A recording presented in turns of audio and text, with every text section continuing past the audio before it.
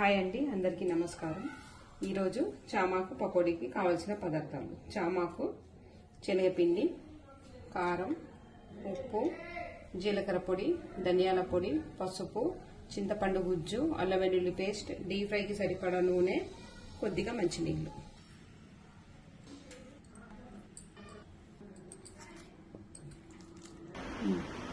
పిండిని ఇలా గట్టిగా కలుపుకోవాలి. దీన్ని ఆకులకి రుద్దుకోవాలి.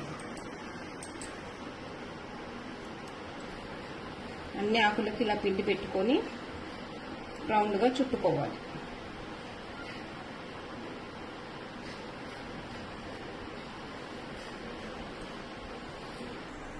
అన్ని చుట్టుకున్న తర్వాత ఆవిరి పైన 15 నిమిషాలు ఉడికించుకోవాలి.